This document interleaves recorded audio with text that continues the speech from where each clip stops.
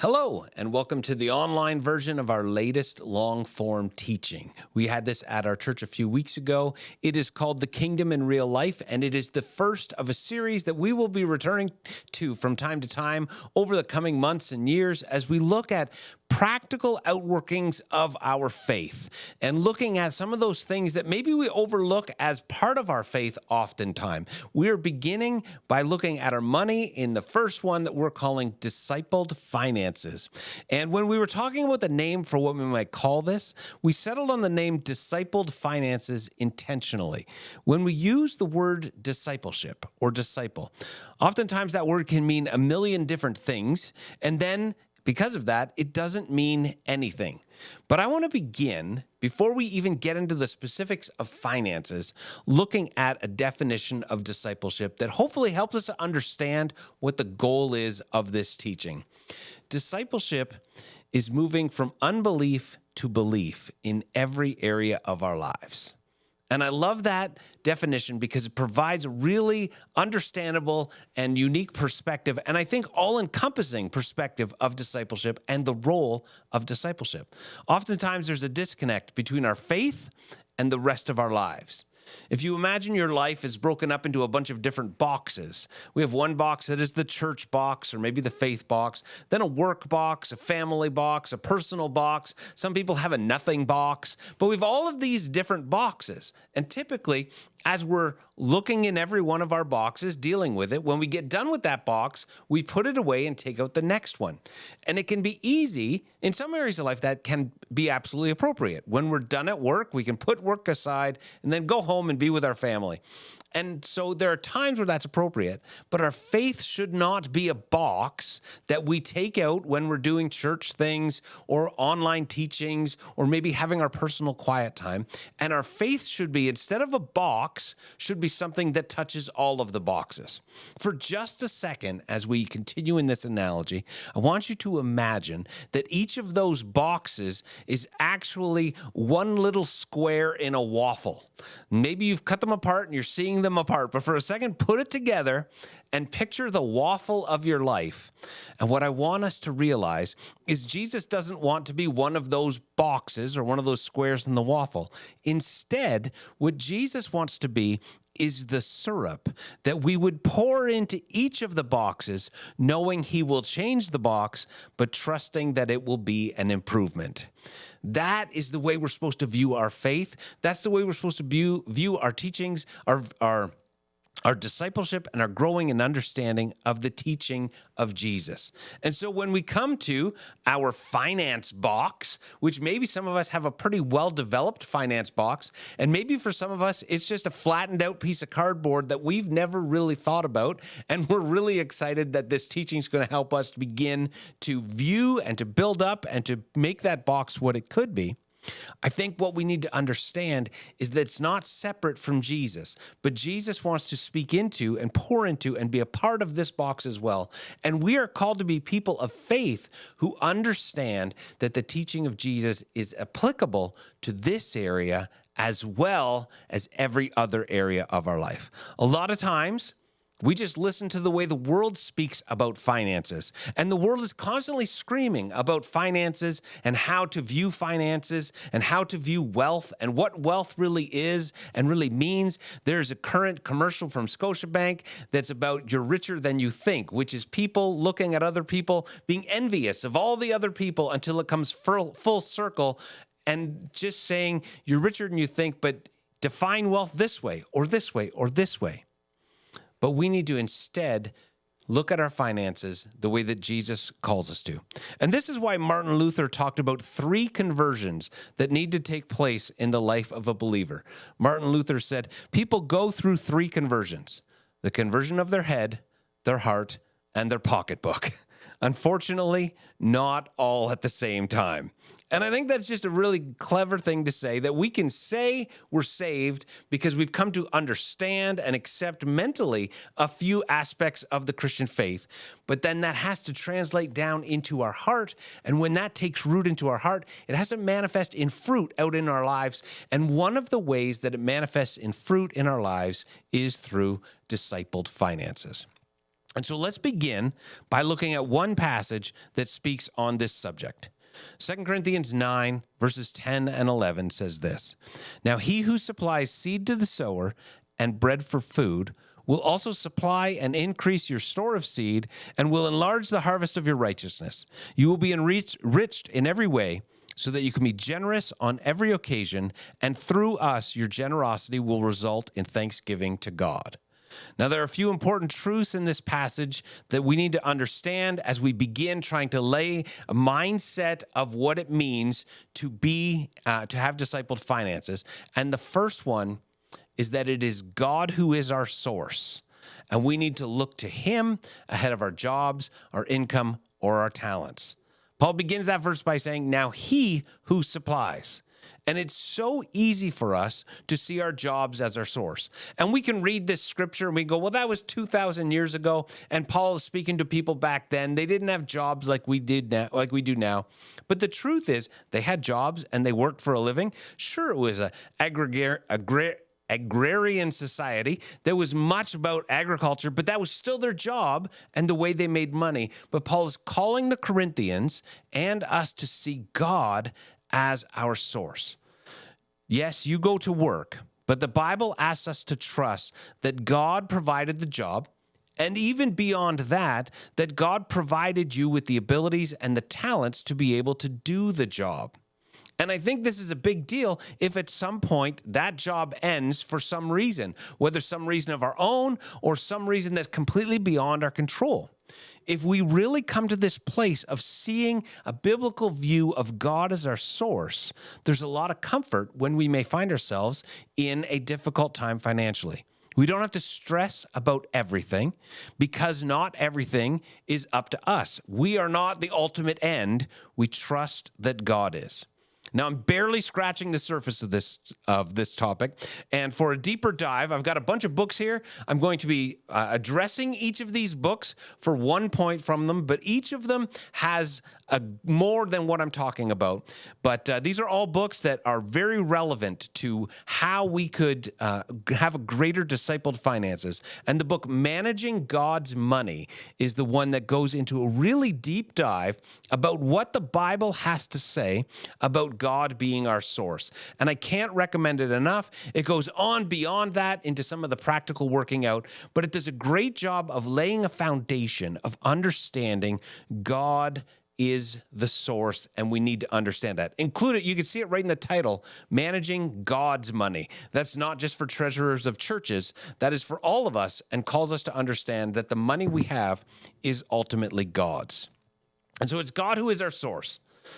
And that can bring us great comfort. But this verse and this thought of God as our source also presents a challenge to us. And it's that if God is the source, then will we be content with what he has given us? And this is a bigger deal than I think we ever realize because we don't think about how discontent we normally are. We live in a culture where we just naturally want and pursue and get more and more and more, never stopping to wonder, never stopping to question whether we should be constantly living in the pursuit of that more or more and more. There are always things that we could get that we don't get. There are always opportunities to get more and more and more. But what if, instead of that, we're called to just learn to be content? And if it was just us, that would be one thing. But beyond it being us having discontent, there's people constantly trying to foster that discontentment through marketing and ads that are literally everywhere. You drive down the road, you see ads. You turn on the TV, you see ads. You go on the internet, you see ads. The other night, my daughter and I were watching a hockey game, and they now have on the boards of the hockey game as you're watching it, changing ads over top of the ads that the people who are in the game are watching. And so we could say, man, all those marketers, it's their fault. If they would just stop sending ads, then I would be fine and I could practice contentment. And while we need to acknowledge that we live in a world that fosters discontentment, the problem is not with them. It's with us. As Proverbs 27:20 says, death and destruction are never satisfied, and neither are human eyes. Man, that is a sobering verse to think about, to just ponder. We could understand the death and destruction never satisfied. The grave is always taking more. But the fact that we're supposed to think about our desire for more and more and more along the same way is a very challenging thought. What if we learned to be content? What if we came to the place of recognizing how blessed we already are? If we could actually get that, the ads that we're constantly surrounded with, that are constantly blaring at us, trying to get us convinced that we need or should want more, wouldn't be nearly as effective. For a deeper dive into this, I'd like to recommend the book, The More of Less, which is a really awesome book, and the title really tells what the book's all about.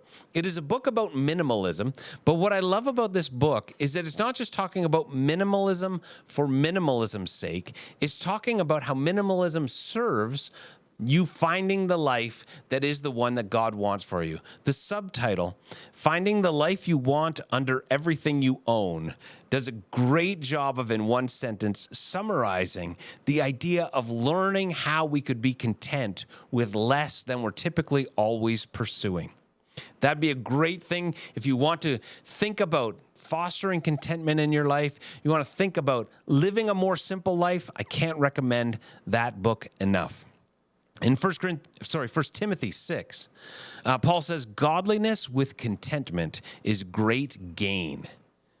That contentment can bring gain. That at first glance seems oxymoronic. We think that more will bring more, but that's not how it ever works. Instead, Paul teaches contentment will actually bring gain because we will appreciate and we will enjoy what it is that we have. What God wants is for us to learn to be content now, not when we get more stuff. Because if getting more stuff was what brought contentment and brought satisfaction, we would already be satisfied. We have more stuff than anyone who's ever lived in the history of the world, and still, oftentimes, we're not content. So practice contentment.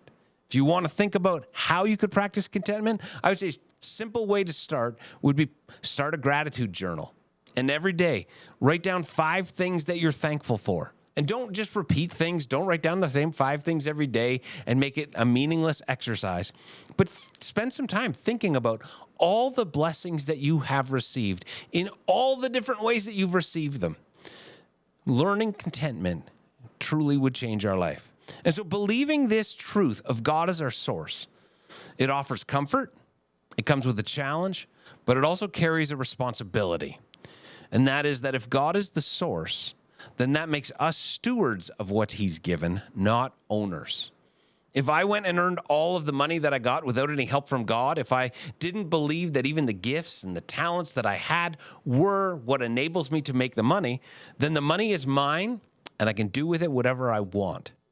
But if I recognize that ultimately it comes from God, then he should have a say in what happens with it. And Paul addresses that in the few words after the ones that we've been looking at.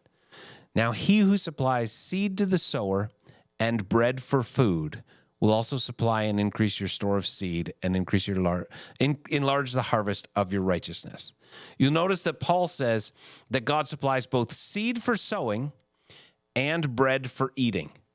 That in what God has supplied, there is both bread and seed.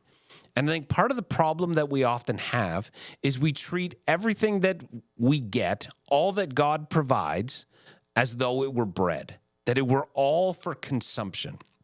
What we have to see instead is that among what God has given us, there is both bread, which we need to survive, but also seed, which he's given us not to consume, but to plant. That's what you do with seed. And what God has given us as seed, he expects us to treat as seed. Now, what seed is in this context is not money we invest, although we can certainly invest money to try to increase wealth so we could be even more generous. But in this verse, what Paul is talking about is giving away. That we would use some of the money that we have to help others. both directly as we see someone in need and through the support of ministries we believe in or are served by. And Paul addresses that at the end of this verse when he goes on to say, through us, your generosity will result in thanksgiving to God. Paul is collecting an offering from the Corinthian church that he can go help other people who are in need that the Corinthians directly would never be able to help. And that principle is still the same. If there's ministries you believe in, ministries that are serving people, maybe you can't help directly. What God would like is for you to be able to have some of your money that you recognize is seed that you sow into some way to help others, because God wants us to be generous. Maybe giving is something that you kind of struggle with and you have a hard time with, and you're like, I would like to spend some time thinking about that some more. I would recommend the book, Managing Money God's Way. It is a different type of book than the other ones I'm going to talk about here, in that this book is a 31-day devotional on handling money God's way that is just a brief reading every day. So you don't read it in all one sitting. It's a 2 to 3 to 4 page devotional reading every day. And there's a chapter in here that is just quotes on giving, all about what different people have said and the impact and the life change that giving can have, not only in the people that we give to, but in our lives as we learn to practice generosity. Now, let me say, I'm not trying to guilt trip anyone. The Bible also talks about that God wants us to give freely and not under compulsion. But I think it's important that we recognize that what God has given us is something that he wants us to handle well. We need to look at this honestly and soberly, because if we are stewards of what God has given us, then we will give an account for what we've done with it. In Matthew 25, this is spoken about in a parable that's a very well-known parable of Jesus, the parable of the talents. And in that parable, the master goes away and he calls 3 of his servants before he goes away. To one, he gives 5 talents. To another one, he gives 2 talents. And to another one, he gives 1 talent. And then the master goes away with the expectation that these servants will do something with the talents that they have received. Now, growing up, when I heard this story, what always threw me off was the word talent, because we have that word in our English language, and I know what a talent is. A talent is a skill or a gift or an ability. So it's easy to read this story and think Jesus is talking about God giving us abilities, talents, skills, and what are we doing with them. But this is specifically a story about money, because in Jesus' time, talents were financial units, not skills or gifts. A talent was 6,000 denarii, and a denarii was about a day's wage. So a talent was a very large sum of money. And the master is entrusting each of these servants with a large sum of money, hoping and expecting that they are going to do something with it. And when the master returns, there's an accounting for what the servants did with the money that they were given. The parable of the talent is talked about in a pretty big way in this book, Your Finances God's Way. There's almost an entire chapter on the idea of what are we doing about talents, and taking a deep dive in the parable of the talents and relating it to our lives and our finances. I'm not going to get into the depths of this parable right now, but you can borrow or buy this book if you would like to find out more about it. It does a great job of presenting the parable of the talents in such a way that it becomes relevant to our lives. But this idea of us having to give an account is one that we need to not forget, because as Paul says in 1 Corinthians 4, it is required of stewards that they be found faithful. And if we really believe that we are stewards of what God has given us because he is the one who ultimately is the source, then this is a sobering verse that we should think about. Now, I want to be clear. The faithfulness we're called to doesn't mean we just give everything away, because how do we survive in that case? We simply become someone who someone else needs to then give to yet. And I think one of the issues I have with teaching in the church on finances is it often focuses exclusively on the topic of giving, as though that were the only part of the financial life that we should actually be embracing. The reality is that we do need to give. But we also need to take care of our responsibilities and do it well as part of being faithful as stewards. Rainy days are going to come, and so we need to save for them. And so What does that mean? It means that we need to exercise wisdom and discipline in how we handle our finances. I want to make it clear that nothing I'm going to cover in this teaching is going to be radical. Nothing I'm going to cover is going to be way outside the box, and you're going to be hearing something going, no one has ever said that before. But I also want to be clear that that doesn't mean that we might not all know it. I didn't understand all of these principles at one point in my life. They don't teach this stuff in school. And of all the things that they teach in school, I think helping students understand how to handle their finances would be something that would be so helpful. But for some reason, the Department of Education has not done that yet. And so we want to make sure that it's quite possible that you might not know this. And if that's the case, there's no shame. No shame at all. We need to understand that. But it means that we just pick up different ideas about finances, either inadvertently or through the example of parents or other people around. And if what they know about finances isn't necessarily right, then we might not. So we need to gain wisdom. We need to grow, because oftentimes what is considered common knowledge is not actually right. In this book by Dave Ramsey, The Total Money Makeover, he has a chapter on debt myths and a chapter on money myths, as he looks at some of the things that people say commonly are important and that we should live by, and then challenges us to rethink whether they're actually the right way to live. If wisdom was the common way that we were all living, probably we wouldn't all find ourselves, or many people find themselves, in very difficult situations. And the truth is, that's the reality of how this journey started for me.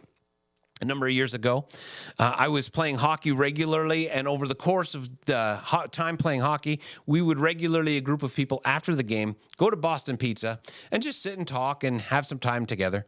One week, there was only me and a friend, just sitting, the two of us, in Boston Pizza.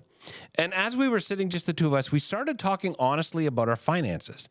And we started talking about how neither one of us was really happy with where we were. And so we started doing some reading. We started doing some learning. We started doing some sharing with each other, whatever it was that we were learning, whatever it was that we were reading. And over the course of time, we started to see some change in our finances. And it was a wonderful thing, as some of the myths that we had always believed began to be replaced with the wisdom and the truth of what really we should be doing. We started to see our finances change. And so we offered a course at the church a few times that we called Mastering Money. And it was really exciting, and continues to be something that I love to do, is to help people work out in a very practical way how to handle their finances in a better way and discover the blessing that comes from doing that. I've been able to help numerous families, and I think of one of the families I was able to help who, when we sat down, they finally found out that they were bringing in a very large sum of money, but that they were spending all of that money just as quickly as it was coming in. And they were, although a fairly high income family, they were not actually gaining any wealth. We'll get into this a little more in a bit, but they were just actually growing and growing and growing in debt, even though they were bringing in a large sum of money. And by helping them and walking with them and teaching them some things, and then them beginning to implement these things and practicing them, over time, they were able to radically change their financial picture. And that's because wisdom alone isn't going to do it. You'll notice it says we need to exercise wisdom and discipline. And so we need to remember that. And I don't know if you've ever thought about how the word disciple and the word discipline are almost the same. As people who call ourselves disciples of Jesus, practicing discipline in the areas Jesus calls us to is supposed to be part of what we're doing. And so the practice of applying the wisdom we've learned, even when we don't want to, is what we're going to be talking about, because handling your money well is 20% head knowledge and 80% doing the hard thing. That is a quote directly out of this book that I've already mentioned, The Extreme Money Makeover. And the reality is, most of the faithfulness that God is looking for is simply us making tough decisions and practicing discipline in our finances over the long haul. We're not going to see our finances radically changed overnight. Whatever your financial state, you probably didn't get there overnight. You're probably not going to see it change overnight. And the truth is, if you did see it change overnight, whether that be through some large inheritance that you wonderfully get or through winning the lottery, although I don't recommend buying lottery tickets because they're a tax on people who are uneducated, I would say if you did end up in that spot, most of the time, you're going to end up back in the same spot or worse. And that's been proven time and time again. If you ever read about the people who've done studies tracking lottery winners and what happens with them, the number of lottery winners who end up in a worse financial state than before they won the lottery because they don't know how to handle that large influx of cash, and many end up actually bankrupt, is alarming.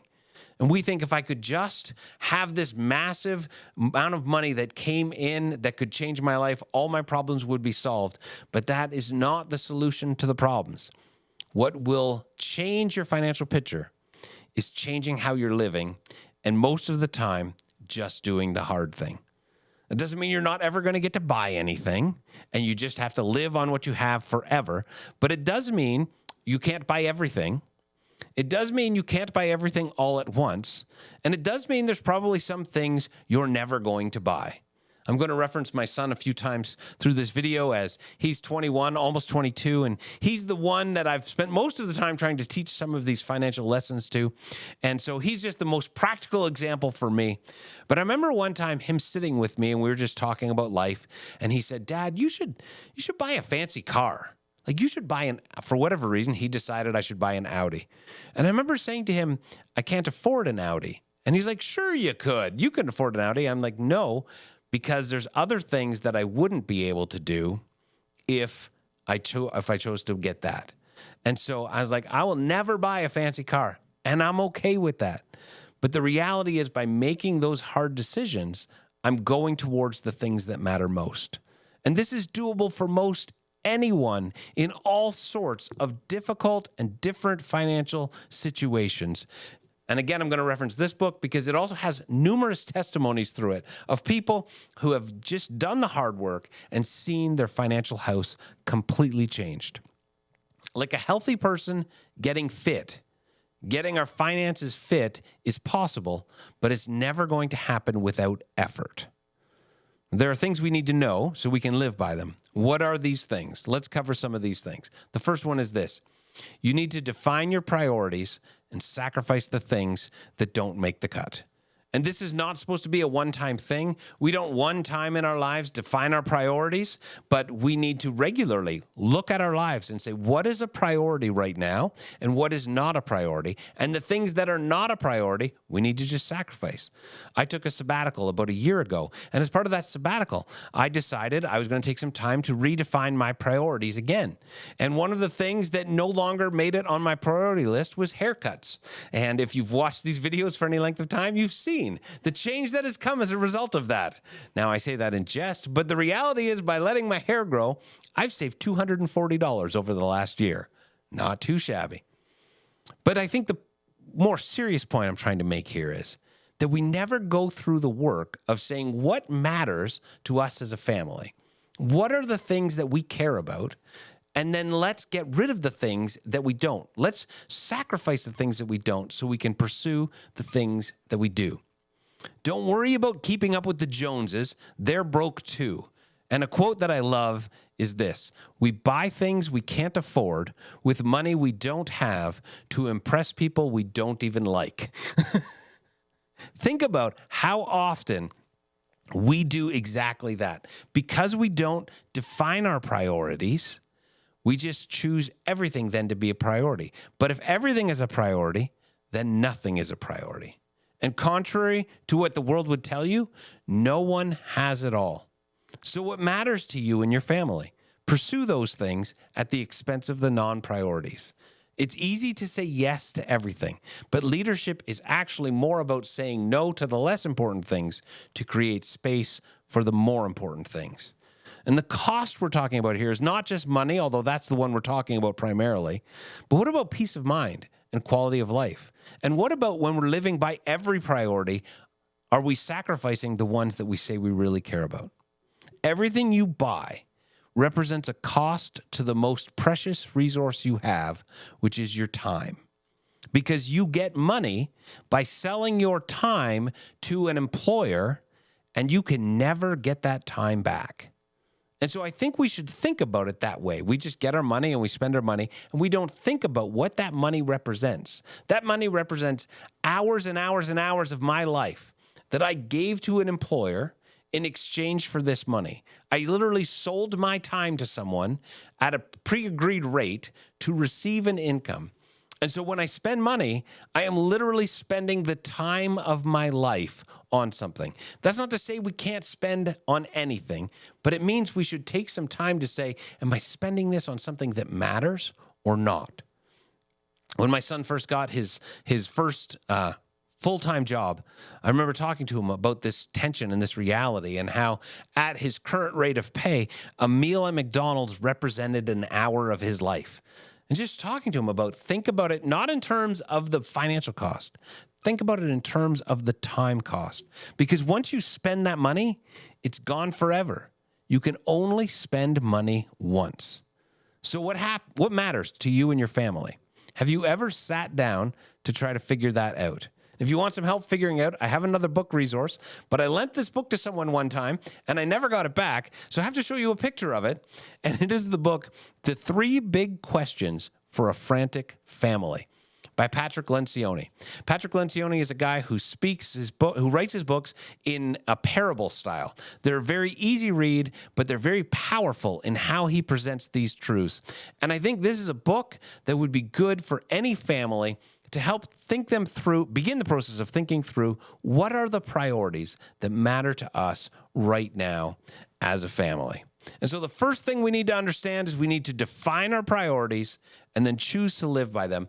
And the second thing that I want to talk about that I think a lot of us don't understand is that buy now, pay later is never a good idea.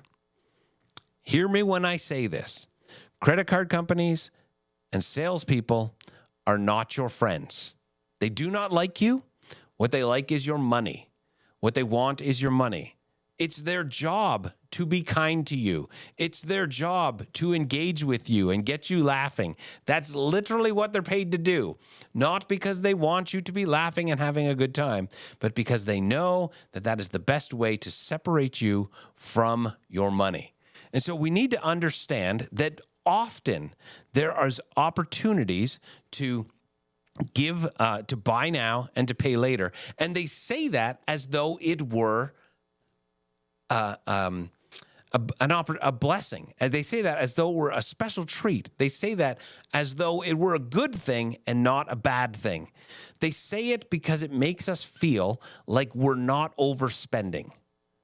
But overspending that doesn't feel like overspending is still overspending.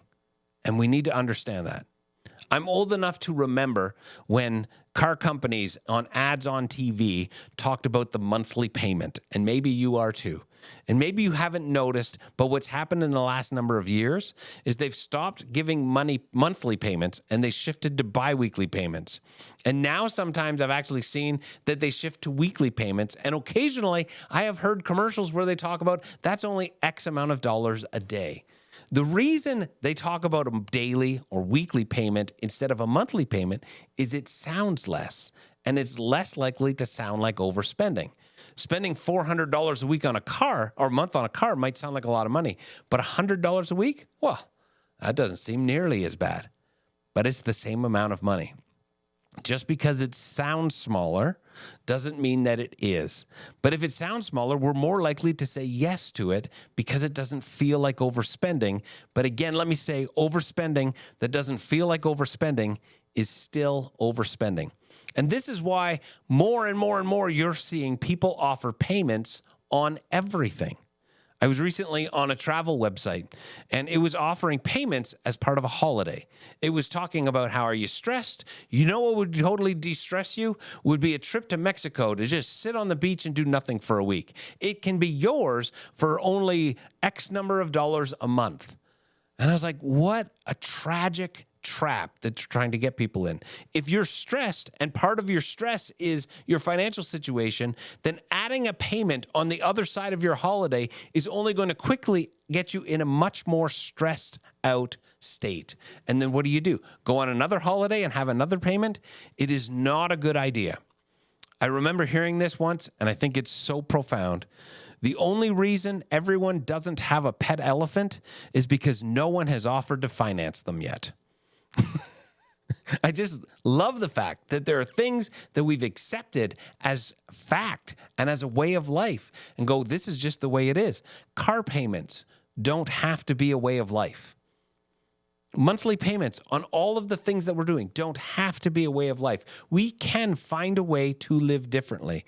And when we do, the cost of things actually decreases because there's always interest on what it is that we're making payments on. And that's the other reason why they want you to buy and make on payments is because they actually get more money from you. So that trip to Mexico, let's say it cost $1,000 a person. Well, if you can, instead of paying $1,000 up front, only pay $100 a month for a year, you've actually given them $1,200. And companies are not your friend, and we need to understand that. So this buy now, pay later that's presented as though it's some sort of wonderful thing and a gift to you to help you out is not that. Credit cards are another example that oftentimes get us into trouble. We need to understand credit cards are not available cash. They are short-term, high-interest loans. And if you have credit card debt that is accumulating and that you're not paying off every month, you need to stop using that credit card. We should only, if we want to use a credit card for convenience, for not having cash, maybe to get some rewards, because that's one of the ways they try to get us in. The only way we should use a credit card is if we're able to pay the balance off in full every month before the due date so that we don't pay any interest at all. Because credit cards are just short of loan sharks. They literally had the government reel in recently, a number of years ago, how much they could charge because they were charging such exorbitant rates. And they still charge 20% a year. That is so much money. The third thing we need to understand is this: debt consolidation rarely solves the problem. And the reason for that is it only treats the symptoms. It doesn't treat the disease. The disease is overspending. So we start out and we end up getting a credit card, and then we get a line of credit, and then we get a car payment, and we have all of these different payments. And we think if I could just consolidate everything into one payment, I would be able to pay it off quicker. I wouldn't have to worry about all these payments. Oftentimes we can get a better interest rate by consolidating. So we think this will be a wonderful thing. I'll consolidate it all, and it will just allow me to deal with it all. The problem is, we don't change our spending habits. And once we have that consolidation loan, then within a couple of months, someone offers us a new credit card and we get it. And now we have the consolidation plus the credit card payment. And then something else comes up and we haven't changed. So it takes the stress off for a few minutes, but then you end up back in the same place or a worse place. If you want to go the route of debt consolidation, you need to understand there has to be a lifestyle change that goes with it, or there's a very good chance you're going to end up further behind than you currently are. There are other options to pay off debt, and I think better options to pay off debt. The debt snowball, which is talked about in the Total Money Makeover book by Dave Ramsey, or the debt avalanche, which is talked about in this book, Getting Out of Debt, which is a short little book that's really mostly about exactly what the title says, getting out of debt. And it talks about the debt avalanche. Maybe you're familiar with Dave Ramsey's debt snowball, which is start paying off your smallest debt first and make the minimum payments on all of your debts, but all the extra you put onto the smallest debt. And then when that's paid off, you take that, put on your next smallest debt, so you get momentum as you pay off debt. This debt avalanche actually is talking about paying off your highest interest debt first because it'll save you the most money. This book talks about both of them, so you can get this book, Getting Out of Debt, if you want to compare the two. Okay, so what do we do with all of these principles? How do we walk them out in our lives? How does the rubber hit the road in this? Well, the truth is we need to learn to budget. You won't find financial health without learning to budget right and then doing it consistently. Budgeting is telling your money where to go instead of wondering where it went. Budgeting is not slavery, but it is actually the path to freedom. I've talked to many people who are like, I don't want to budget because I don't want to have just, somebody else deciding. You decide your budget. But the glorious thing about budgeting is that budgeting is the key, because budgeting is the discipline, the path to the discipline that brings the freedom. A number of years ago, I used to follow a gym because they would post workouts and stuff on my Instagram feed. And one of the things I loved about this gym was they always had, on the pictures and on the videos, they were taken in front of a wall in the gym that had in great big letters, "Discipline is freedom." And that sounds oxymoronic at first glance, but it is so true that the path to freedom is choosing discipline, because the discipline does bring out the freedom. And budgeting is the key to finding that financial freedom that we all want, because it helps us to identify what matters and then live by it. And it is the step we need to take in order to find financial health. And so the reason for that is it is the practice of financial discipline, the primary practice of financial discipline. And discipline is choosing what you want most over what you want now. I love this definition of discipline, and it works for every area of our life, whether it be finances, whether it be eating healthy, whether it be whether or not we exercise, whether it be whether or not we engage in spiritual disciplines, whatever it is. Discipline is remembering there's something that I decided matters the most. And every moment of every day, there's something else that we see that I think I want right now. What do we do when we're in that place where we're having to choose between this thing that has wandered in front of my eyes right now that I want and the thing that I've looked at and said that is most important? And discipline is ahead of time, deciding what matters most, and then keeping our eyes on that when the temptation of what we want in the moment comes. So when it comes to budgeting, this comes true because you decide what you want to spend your money on ahead of time, and then you put that in your budget. And then down the road, when something else pops up, something else is wanted right now, we realize we have a choice to make. Do we want that thing right now, even though it's at the expense of the thing that we've said we want the most? Most of those spontaneous decisions are things that are based on a momentary feeling that will often pass if we will just resist it for a very short time. It's easier to practice discipline when you have a reminder of what you've decided already is most important, and budgeting is the way to do that. Now, please note, I said learning to budget right. And the truth is, I've found that most people don't budget properly. They set up a spreadsheet, and in one column of their spreadsheet, they put how much they hope to spend on each item during the month.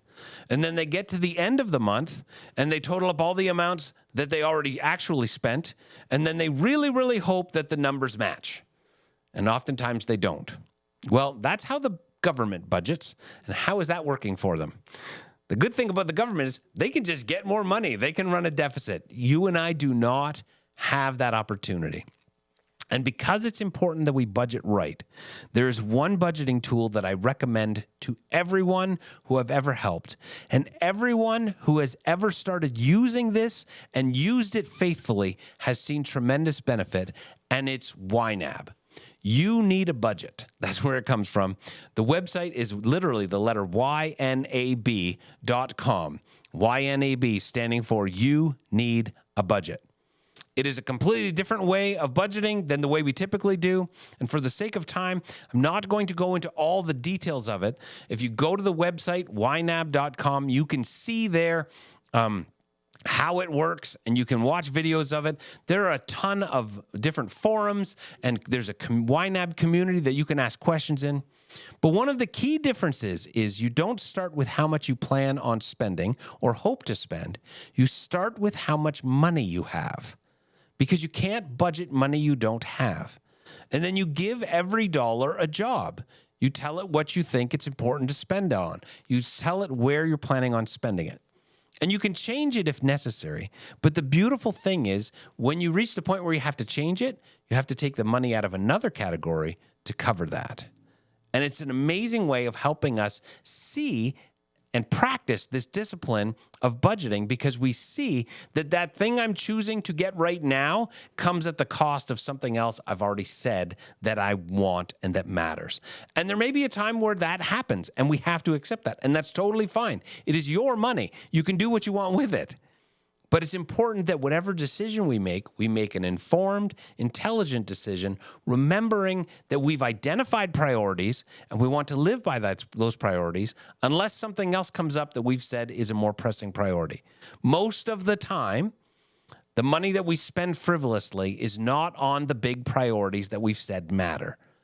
And so YNAB helps us to remember that we've identified the things that matter. We're working towards those things.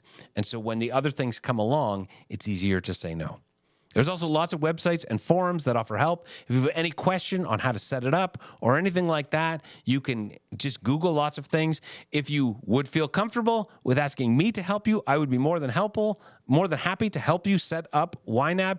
I've helped many families set it up, and it is a beautiful tool that helps you to really get a grip on how to budget right. It forces you to see how every financial decision you make affects the other financial decisions that you're going to make. And it's not just people in the church that it's helped. The average user who uses YNAB faithfully saves $600 in the first 2 months and saves $6,000 in the first year. That's a huge saving. It costs $100 US per year. But if you could get a $6,000 return on a $100 investment, would you take it? I think we all would. But I need to say, it only works if you use it. It doesn't magically work if you just pay the $100 and then let it sit on the side.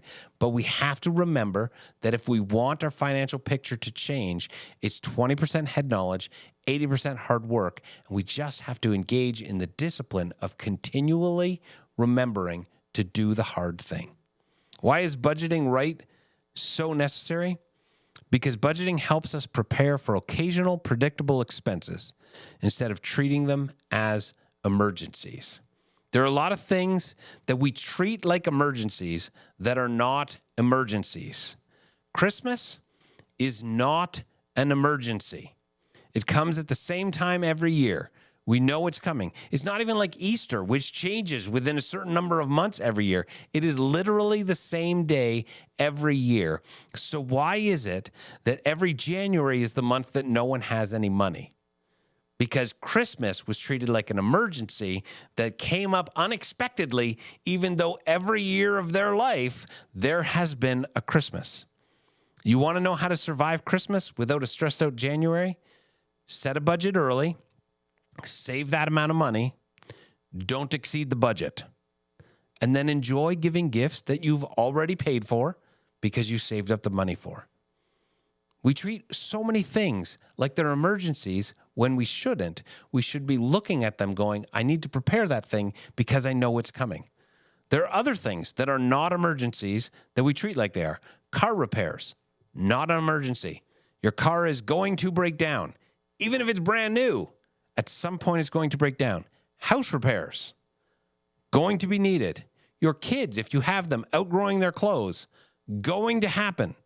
Back to school, if you have kids, and all of the expenses around that, going to happen. Again, at the same time every year. License plate registrations, happens the same month every year.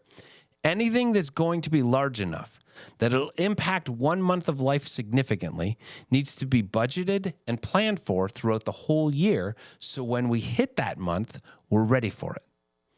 I think it's important for us to recognize that a budget is a work in progress that is never finished.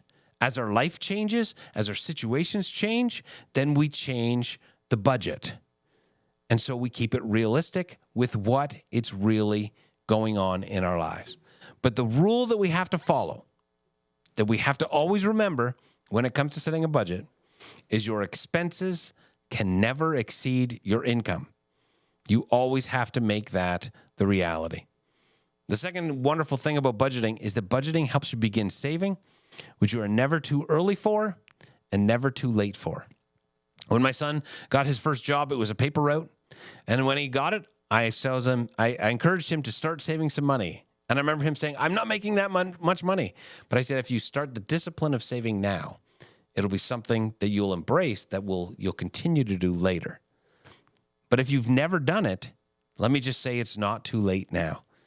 It is such a different experience when you have money in the bank for car repairs and your car breaks down. Yes, it's still terrible and frustrating when your car breaks down. No one likes it. But it's a much less stressful thing when you know, I've known this day was coming and I have saved the money for it. A few years ago, our hot water tank broke, and we called the furnace and hot water tank company. They came and they replaced the hot water tank.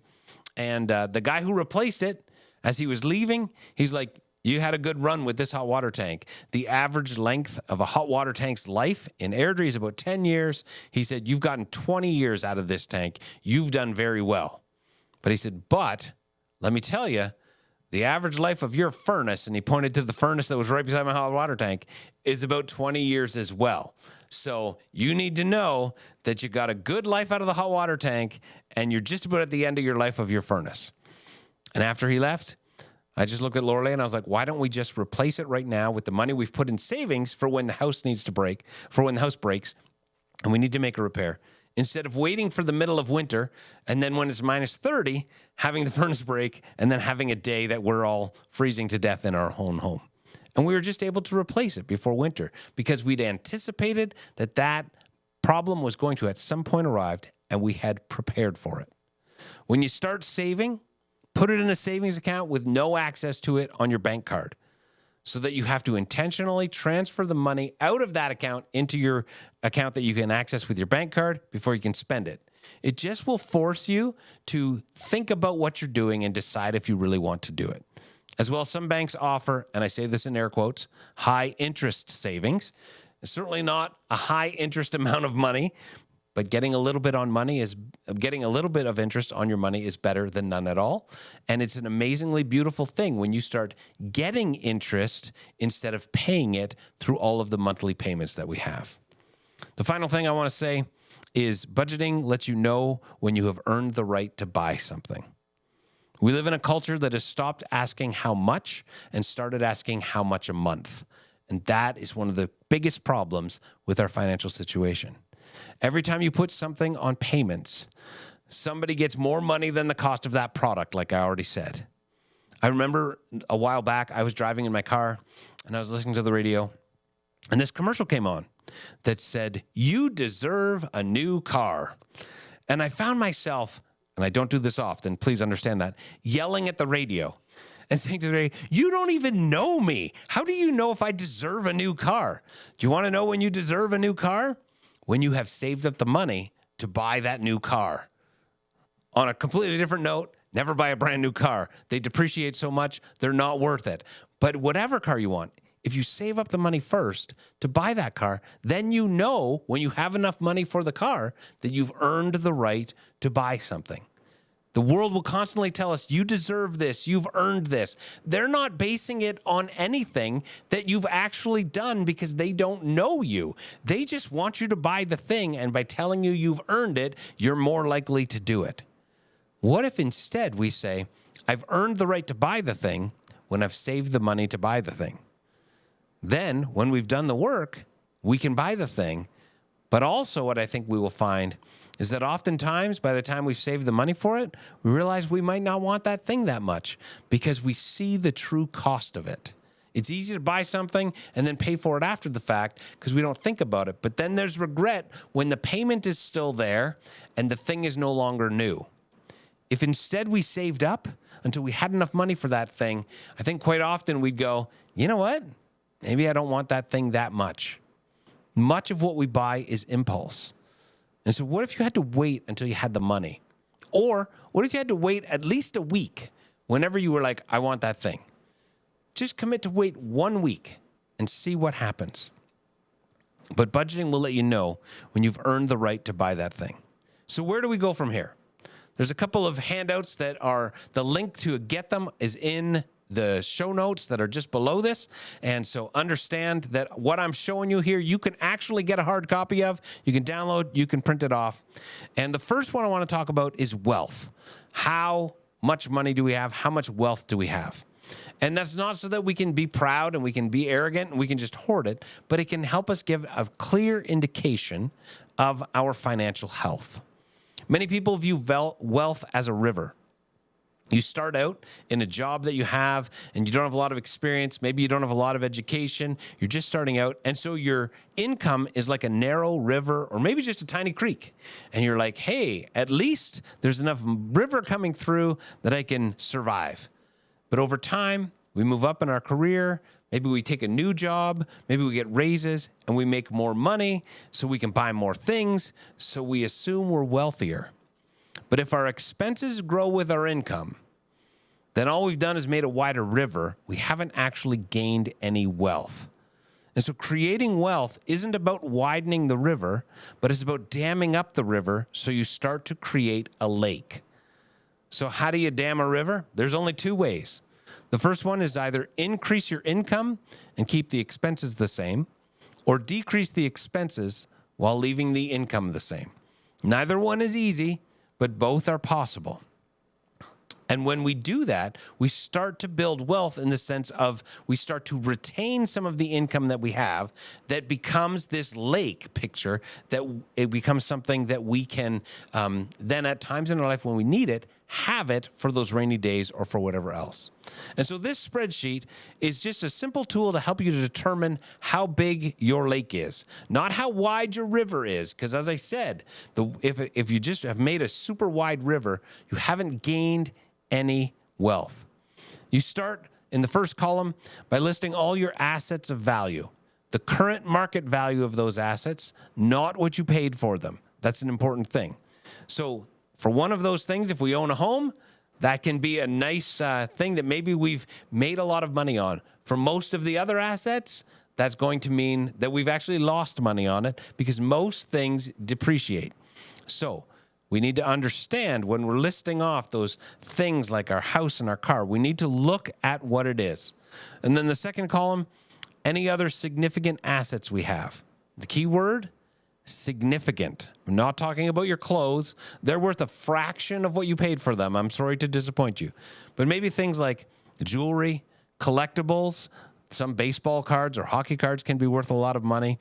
Anything that is of significant value. For me, I've got a few guitars that are worth a significant amount of money. But again, it's the market value. Most of what you own is not included on this list. That's worth saying. Your clothes, your furniture, your household items are really not worth much at all. Even though you might have paid a lot of money for them, the amount you get back is pennies on the dollar. The question you're asking is, if I were cashing out my life today, how much would I get for all of these things? Next, list all your liabilities, everyone you owe money to, and be honest. If you're not honest, this exercise is pointless. Then total up all the assets, deduct the liabilities, and you see the size of your lake. And that doesn't mean that it's all in available funds either. If most of your lake is in your home equity, then in order to access that equity, you would need to sell your home. What's the point of this exercise? It's not to turn you into a hoarder and not to cause you to be arrogant if you find out you got a really big lake, but to get an accurate picture of what our financial state is. If you ever want to retire, this matters. If you've ever thought about leaving some money in an inheritance to your kids or to an organization that matters, this matters. It's also not to discourage you, but if we don't know, we can't make changes. If we're willing to be honest, then we can get an accurate picture of what it is.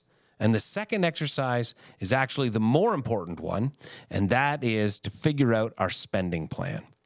Figure out how much you spend or need to spend each month. Some of these will be very easy to know. You will probably know how much your mortgage or your rent is. You will probably know how much your insurance is. Some of these will be very simple. You can just fill them in.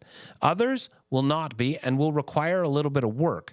Don't guess, do the work. For ones like groceries, restaurants, clothes, house supplies, go back 3 months, total the 3 months, and then average them out so that you get accurate picture of a per month amount. If you just look at the last month, what happens if you went to Costco on the 30th of the month before and spent $700? You're like, I only spend $45 a month on groceries. This is wonderful. No, that's not actually accurate. That was just 1 month because you went at the end of the month before. So be honest, go back 3 months, get the average, and plug it in.